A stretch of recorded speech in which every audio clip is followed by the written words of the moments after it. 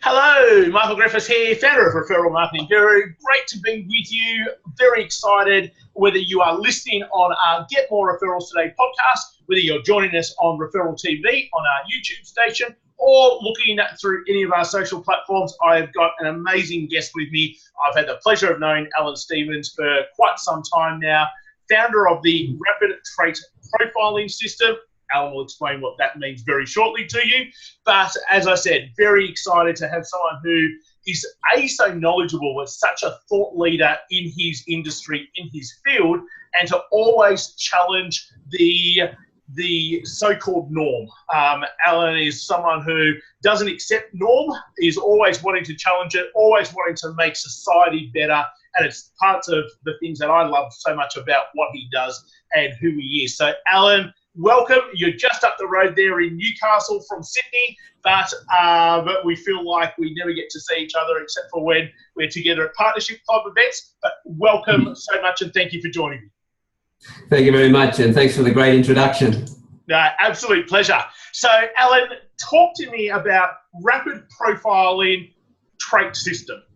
People would hear that and just think that you're some sort of rocket scientist or something. So, start off. Tell us about yourself. And tell us about what are the things that you're doing at the moment. Well, in this day and age, we need to be able to connect with people very quickly. So we need to be able to build trust with them, because we don't do business with anybody that we don't like and know and trust. So we need to build that connection fast. And I needed a system where I could virtually look at somebody and know their personality. So know how they like to be spoken to, how they like to be treated. And in that way, be able to build faster rapport. But I also needed to monitor what sort of connection I had with them. Was I actually connecting with them? And what were their emotions? And at the same time, with all of that, knowing how to actually use the right sort of words. So read their personality first of all, talk to them in the way that I thought that their personality was telling me to talk to them, and then getting the feedback to actually tell me whether I got it right.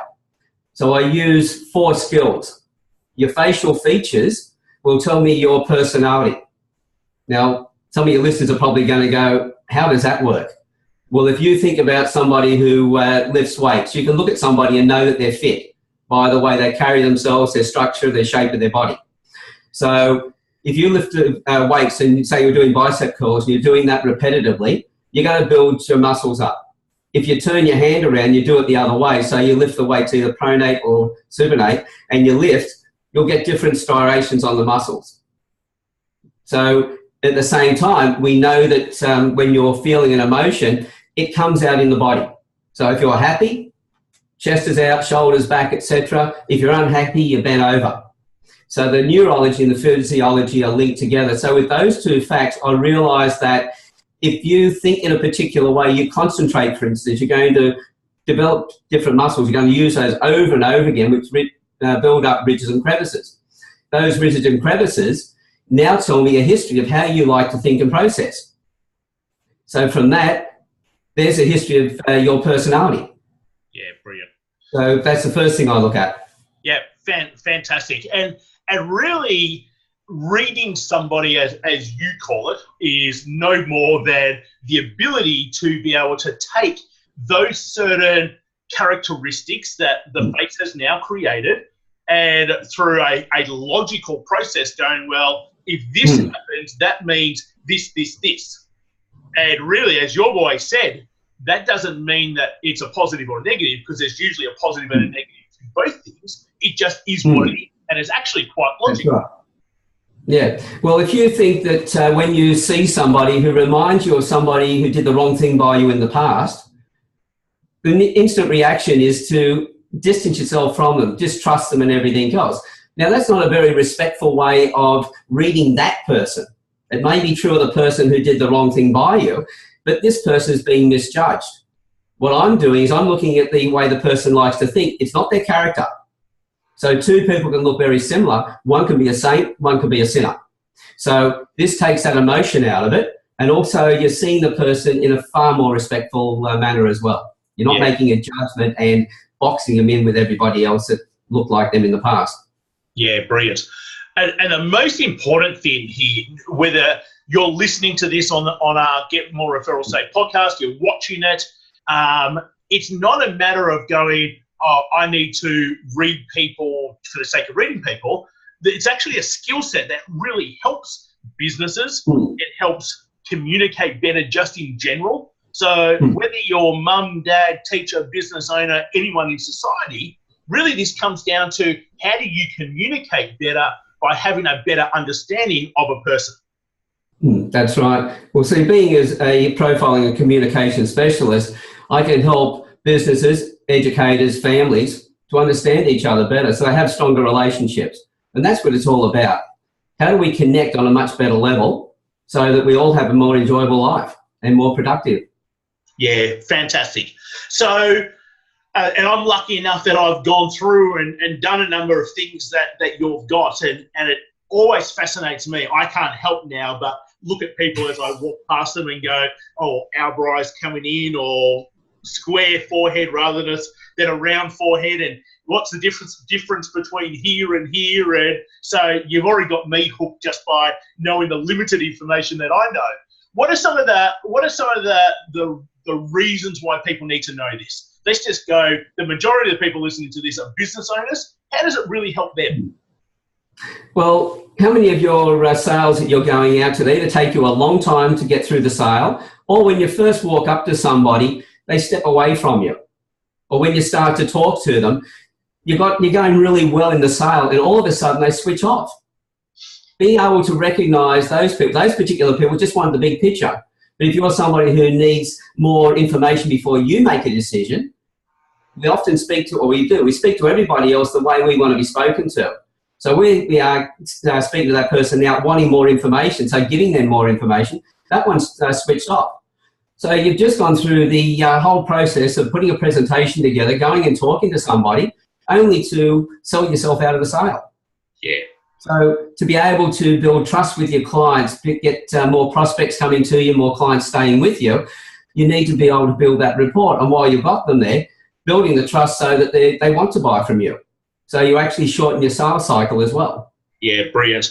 And on top of that, and obviously everyone is needing more sales, and everyone would love to shorten the sales cycle and improve their conversion rates. But even on top of that, just being a better leader, a better employee, a better person in society, all of that would just be a byproduct by understanding how to communicate better. That's exactly right. See, in business today, about 4 years ago, they said that about 67% of workers didn't want to be at work. And a third of those were actively disengaged in their work. So they were bagging the work, they were dragging everybody else down. So when people are unhappy, you've lost at least 40% of your turnover, your productivity. Now it's up to about 82%.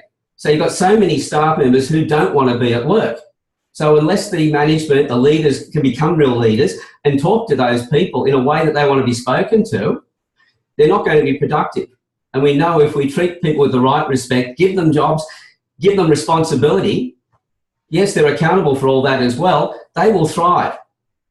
And the old definition of a business person was somebody who could go on, had people that they employed that could do the work that they couldn't do and didn't want to do, so that they could go on holidays and the company would actually grow in their absence.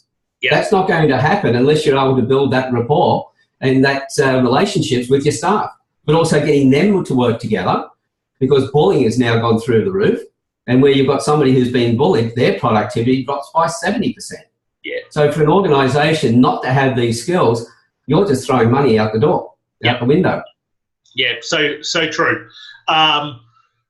So let me go down this path, and I'm gonna word it on purpose for the people who go, oh, this is just fluff and woo-woo, and how does this really help? Those sorts of people. And I get that because, look, I'm a very deep personality type. It's very much boom, boom, boom, boom, boom. How does that? But I've also got a very open mind around most things holistically, because I just think there's so many better ways of doing things that most people are just ignorant to and just haven't learned yet. So I just put it down to you don't know what you don't know. So let's have a bit of a chat around that for these sorts of people.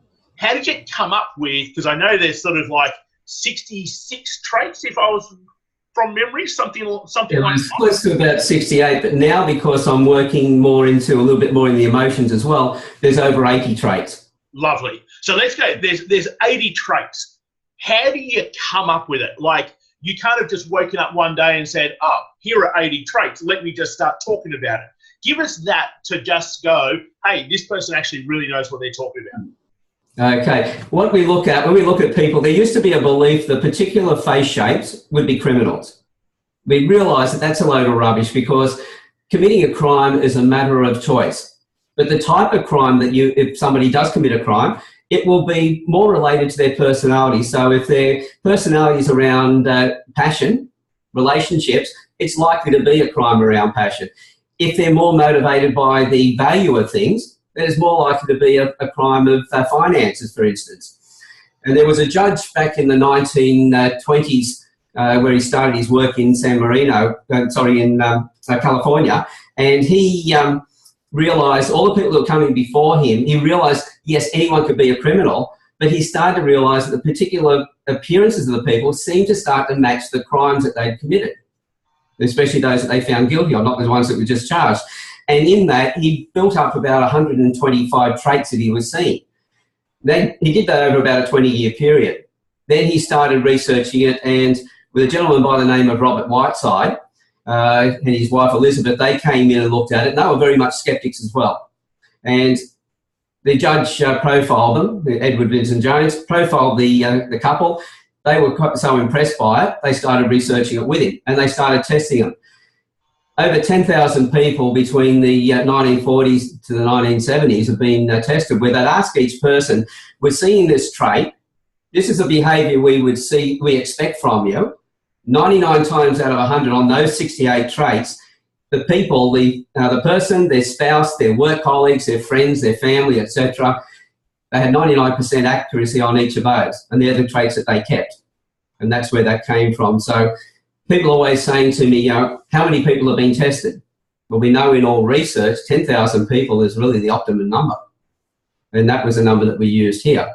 Since then, because I then thought, right, yeah, that's just one field, but I put in the body language, the micro expressions, little twitches on the face that tell you someone's emotions, and brought the NLP in, which turned it into the rapid trait profiling process. But in that, I realised in the time that I've been profiling, well, yesterday, for instance, I was with the Federal Police doing some training with them. And we had 40 of their officers in there, and they were all doing exactly the same thing as you were doing while I was talking to them, going, yes. The feedback I got today was they want to do more in-depth training. Yeah. So, they've realised they can make a better connection. They can read the people that they are with, not just on whether they're telling the truth, but how do I get a connection with that person first of all, so I can build a relationship, get them feeling comfortable and trusting, so I can ask the questions that may push a bit deeper that they don't want to answer. Yep. And they can then take their investigations a lot deeper by having that rapport to start with. Yeah, fantastic. And that's really the key.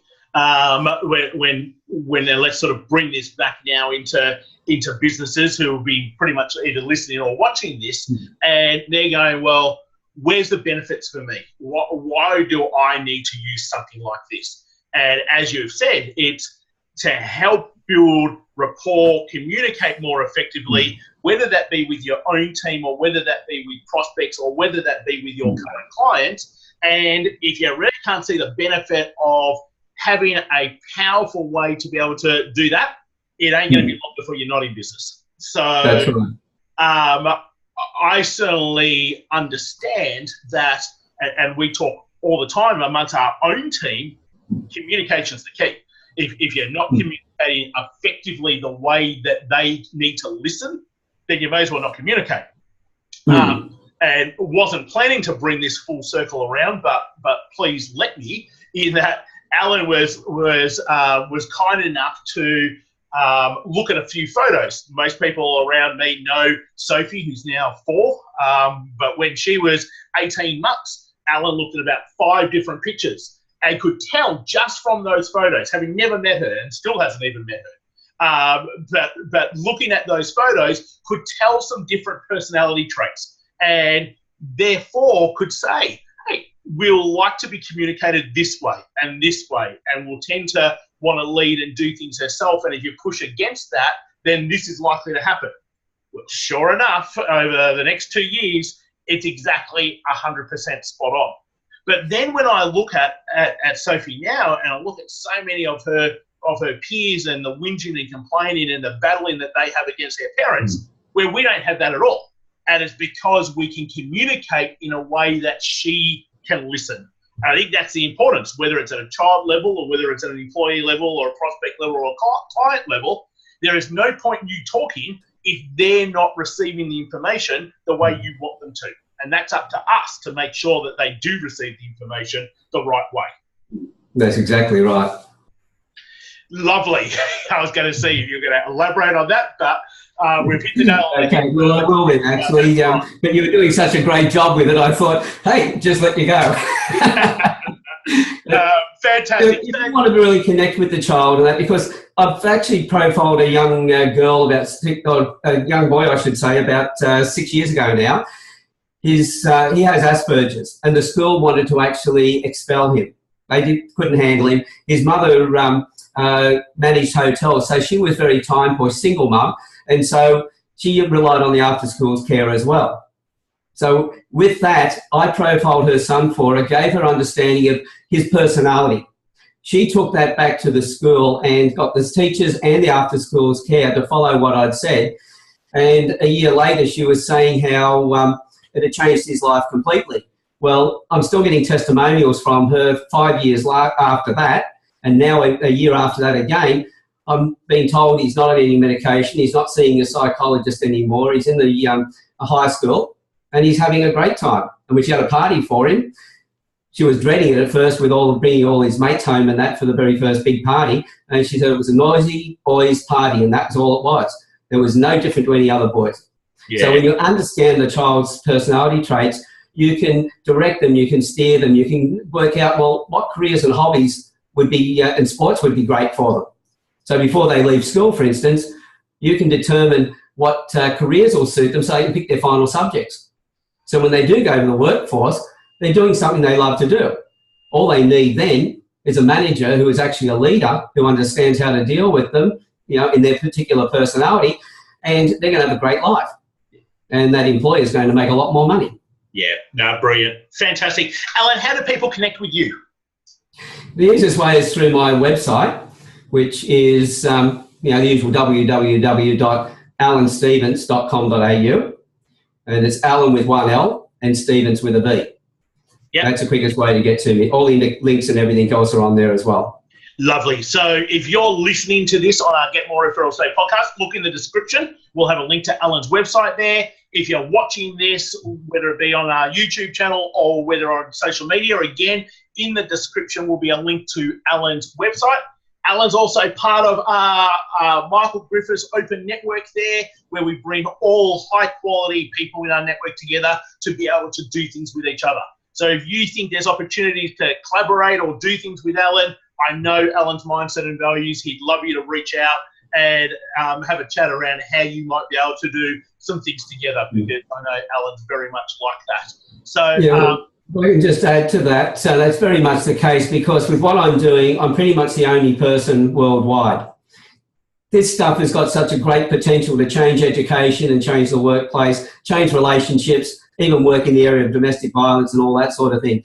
So the more people we need to be doing it, but we need them to be doing it right. So they need to be taught properly. So I really have a moral obligation to train people who want to be my competition. So anybody who wants to learn, I'm open to collaboration all the time, because that's how we grow. We don't grow by worrying about competition. And that's why you have this open network that you have. We come together and we collaborate, and we therefore create a lot more together. Yeah, brilliant. Fantastic. So thank you very much, Alan, for joining us. Really, I think that's just been a great insight into not only what you do, but how it can be used, and those people who very much want to be leaders. You need to just be speaking to Alan, because he's got the tools to help you be a better leader and communicate better with any aspect of your world. So again, thank you, Alan. Thank you very much.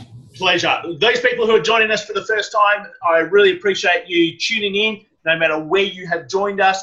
please have a look in the links below. referralmarketingguru.com.au/resources, a whole bunch of great resources. Come join our network, catch up with Alan, and make sure that you're out there creating opportunities, creating partnerships, and getting to actually collaborate rather than try to do everything yourself. Till next time, guys, take care, and I look forward to talking to you soon.